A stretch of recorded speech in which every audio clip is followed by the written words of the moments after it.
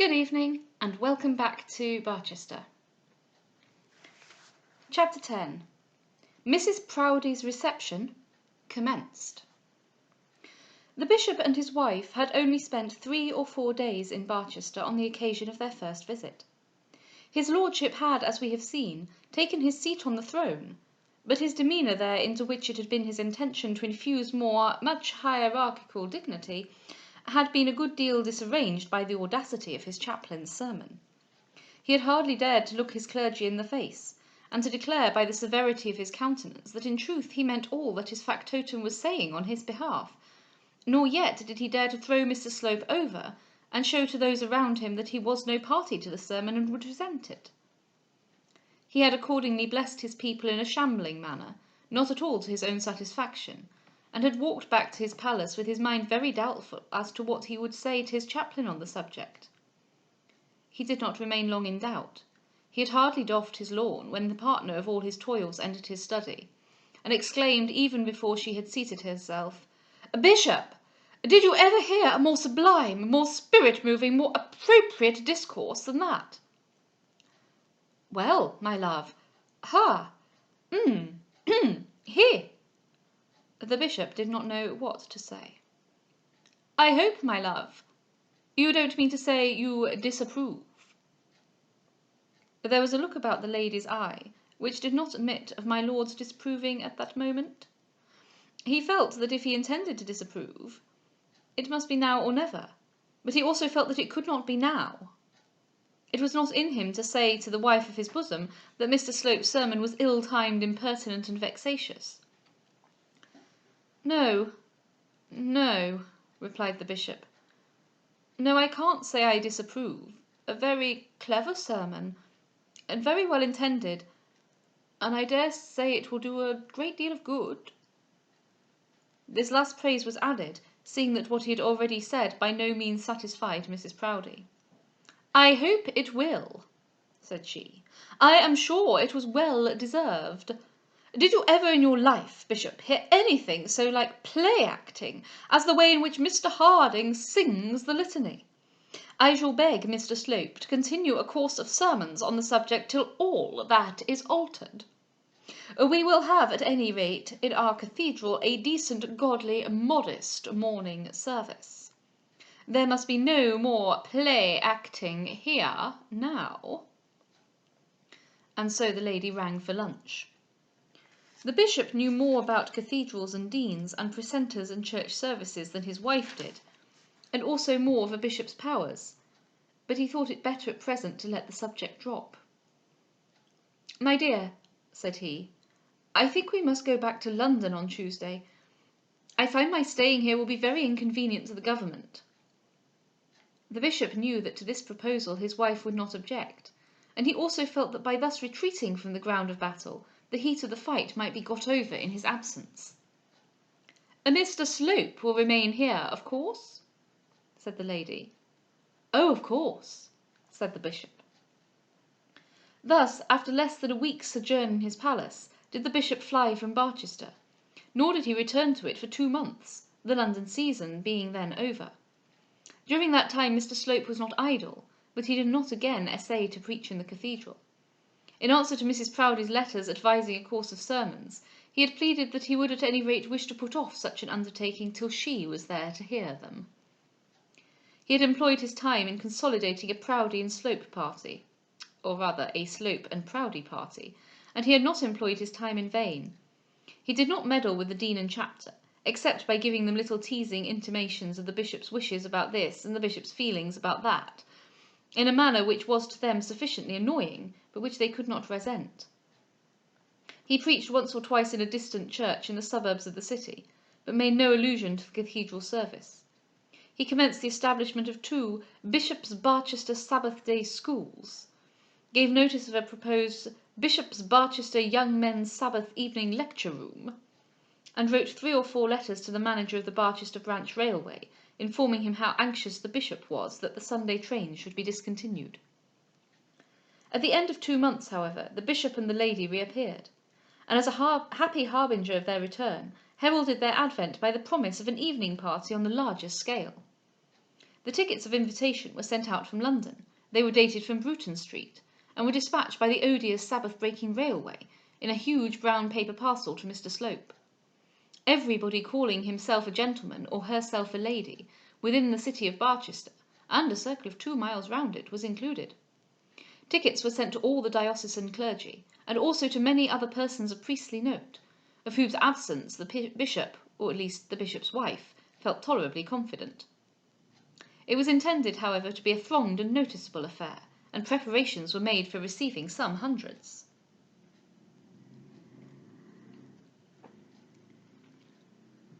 And now there arose considerable agitation among the Grantleyites, whether or no they would attend the episcopal bidding.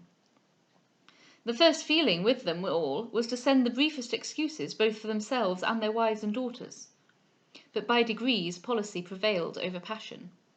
The archdeacon perceived that he would be making a false step if he allowed the cathedral clergy to give the bishop just ground of umbrage. They all met in conclave and agreed to go. They would show that they were willing to respect the office, much as they might dislike the man. They agreed to go. The old dean would crawl in, if it were but for half an hour. The chancellor, treasurer, archdeacon, prebendaries, and minor canons would all go, and would all take their wives. Mr. Harding was especially bidden to do so, resolving in his heart to keep himself far removed from Mrs. Proudie. And Mrs. Bold was determined to go, though assured by her father that there was no necessity for such a sacrifice on her part. When all Barchester was to be there, neither Eleanor nor Mary Bold understood why they should stay away. Had they not been invited separately? And had not a separate little note from the chaplain, couched in the most respectful language, been enclosed with the huge episcopal card? And the Stanhopes would be there, one and all. Even the lethargic mother would so far bestir herself on such an occasion. They had only just arrived. The card was at the residence waiting for them. No one in Barchester had seen them, and what better opportunity could they have of showing themselves to the Barchester world? Some few old friends, such as the archdeacon and his wife, had called, and had found the doctor and his eldest daughter, but the élite of the family were not yet known. The doctor indeed wished in his heart to prevent the signora from accepting the bishop's invitation, but she herself had fully determined that she would accept it.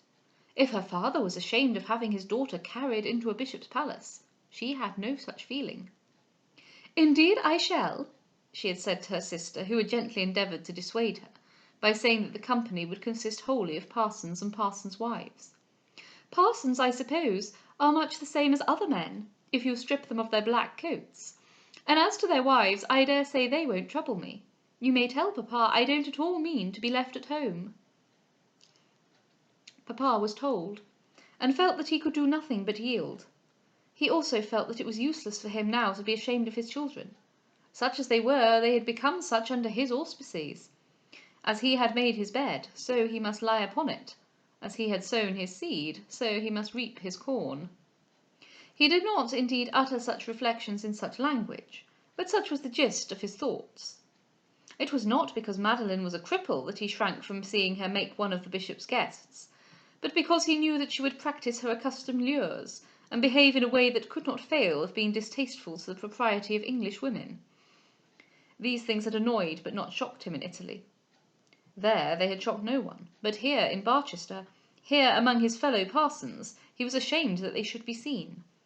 Such had been his feelings, but he repressed them. What if his brother clergymen were shocked? They could not take from him his preferment because the manners of his married daughter were too free. La Signora Neroni had at any rate no fear that she would shock anybody. Her ambition was to create a sensation, to have parsons at her feet, seeing that the manhood of Barchester consisted mainly of parsons, and to send, if possible, every parson's wife home with a green fit of jealousy. None could be too old for her, and hardly any too young. None too sanctified, and none too worldly. She was quite prepared to entrap the bishop himself, and then to turn up her nose at the bishop's wife. She did not doubt of success, for she had always succeeded. But one thing was absolutely necessary: she must secure the entire use of a sofa. The card sent to Dr. and Mrs. Stanhope and family had been so sent in an envelope having on the cover Mr. Slope's name. The signora soon learnt that Mrs. Proudie was not yet at the palace, and that the chaplain was managing everything. It was much more in her line to apply to him than to the lady, and she accordingly wrote him the prettiest little billet in the world. In 5 lines she explained everything, declared how impossible it was for her not to be desirous to make the acquaintance of such persons as the Bishop of Barchester and his wife, and she might also add of Mrs. Slope, depicted her own grievous state, and concluded by being assured that Mrs. Proudie would forgive her extreme hardihood in petitioning to be allowed to be carried to a sofa. She then enclosed one of her beautiful cards. In return she received as polite an answer from Mr. Slope. A sofa should be kept in the grand drawing-room, immediately at the top of the grand stairs, especially for her use. And now the day of the party had arrived. The bishop and his wife came down from town only on the morning of the eventful day, as behoved such great people to do. But Mr. Slope had toiled day and night to see that everything should be in right order. There had been much to do. No company had been seen in the palace since heaven knows when. New furniture had been required, new pots and pans, new cups and saucers, new dishes and plates. Mrs. Proudie had at first declared that she would condescend to nothing so vulgar as eating and drinking, but Mr. Slope had talked, or rather written her out of economy. Bishops should be given to hospitality, and hospitality meant eating and drinking. So the supper was conceded. The guests, however, were to stand as they consumed it. There were 4 rooms opening into each other on the first floor of the house, which were denominated the drawing-room, the reception-room, and Mrs. Proudie's boudoir. In olden days one of these had been Bishop Grantley's bedroom, and another his common sitting-room and study.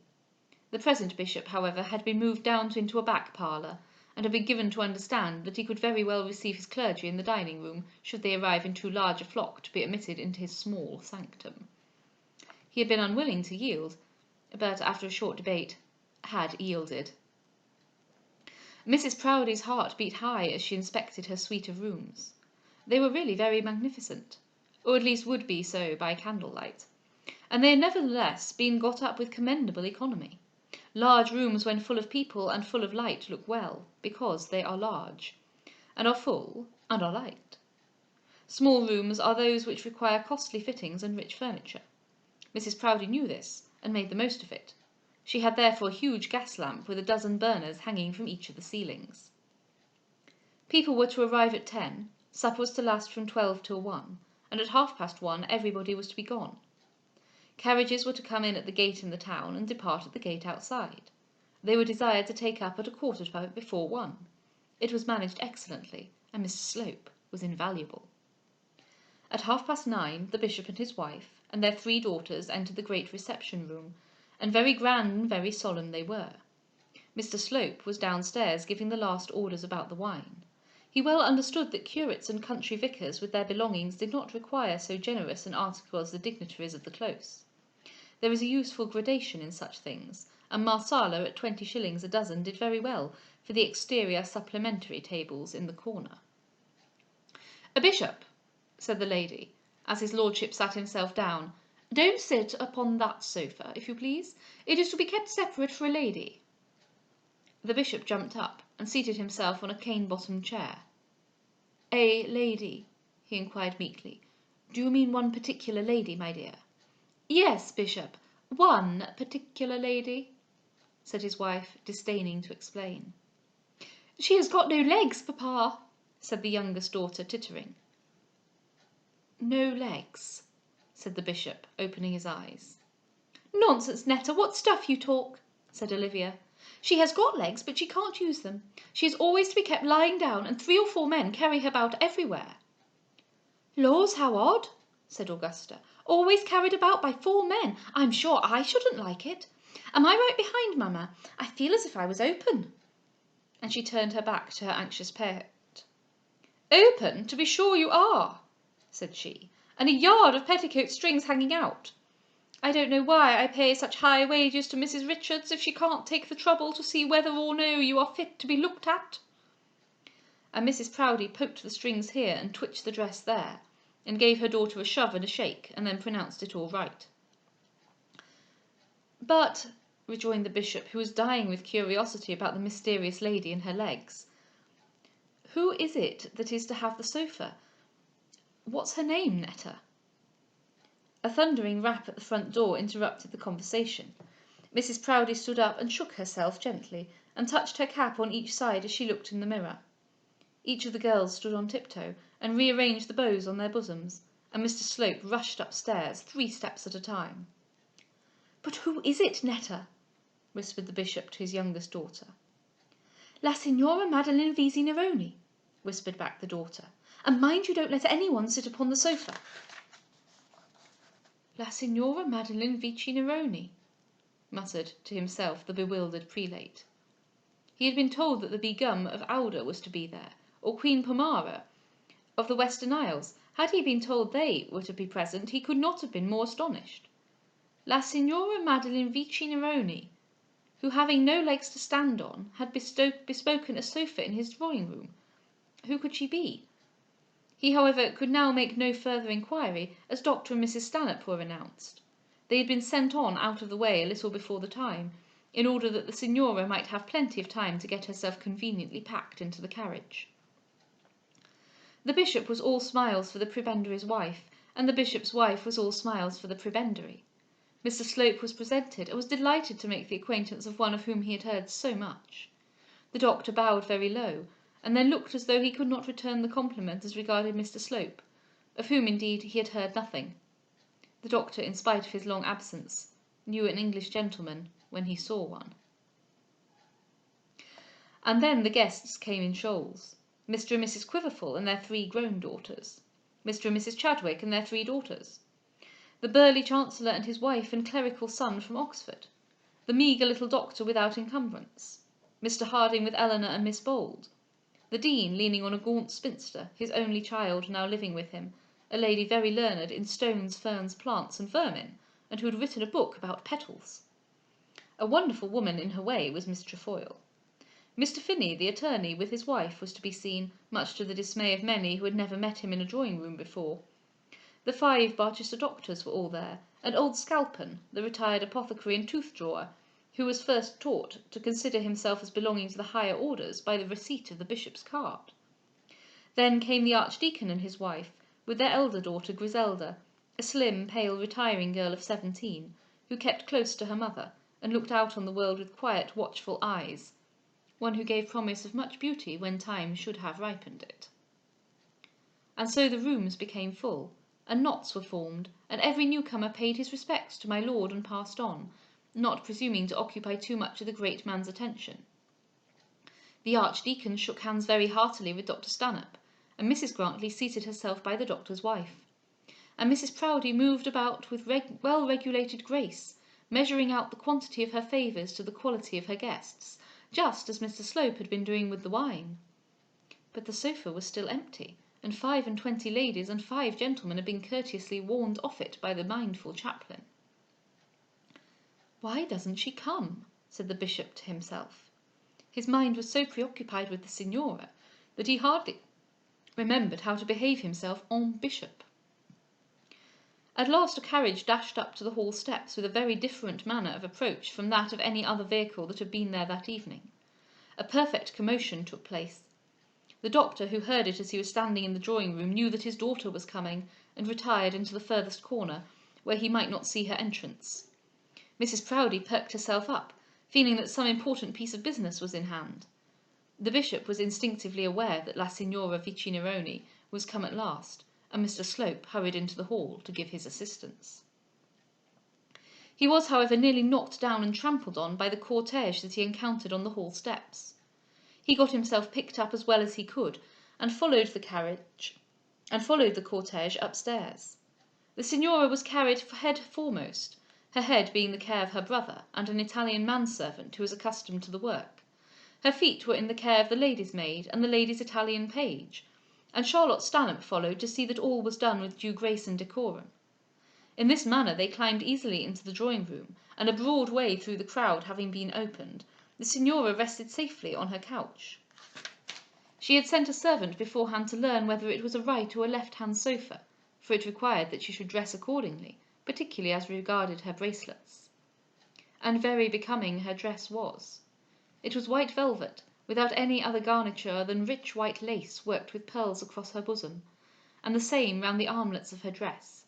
Across her brow she wore a band of red velvet, on the centre of which shone a magnificent Cupid in mosaic, the tints of whose wings were of the most lovely azure, and the colour of his chubby cheeks the clearest pink.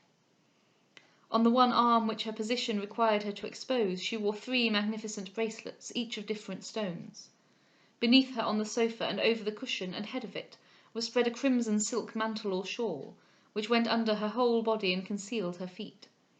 Dressed as she was, and looking as she did, so beautiful and yet so motionless, with the pure brilliancy of her white dress brought out and strengthened by the colour beneath it, with that lovely head and those large, bold, bright, staring eyes, it was impossible that either man or woman should do other than look at her. Neither man nor woman, for some minutes, did do other. Her bearers, too, were worthy of note. The 3 servants were Italian, and though perhaps not peculiar in their own country, were very much so in the palace at Barchester. The man especially attracted notice, and created a doubt in the mind of some whether he were a friend or domestic. The same doubt was felt as to Ethelbert. The man was attired in a loose-fitting common black cloth morning coat. He had a jaunty, fat, well-pleased, clean face, on which no atom of beard appeared, and he wore round his neck a loose black silk neck handkerchief. The bishop essayed to make him a bow, but the man, who was well trained, took no notice of him, and walked out of the room quite at his ease, followed by the woman and the boy. Ethelbert Stanhope was dressed in light blue from head to foot. He had on the loosest possible blue coat, cut square like a shooting coat, and very short. It was lined with silk of azure blue. He had on a blue satin waistcoat, a blue neck handkerchief, which was fastened beneath his throat with a coral ring, and very loose blue trousers, which almost concealed his feet. His soft glossy beard was softer and more glossy than ever. The bishop, who had made one mistake, thought that he also was a servant, and therefore tried to make way for him to pass, but Ethelbert soon corrected the error. And tomorrow we shall read Mrs. Proudie's reception concluded. Have a good evening.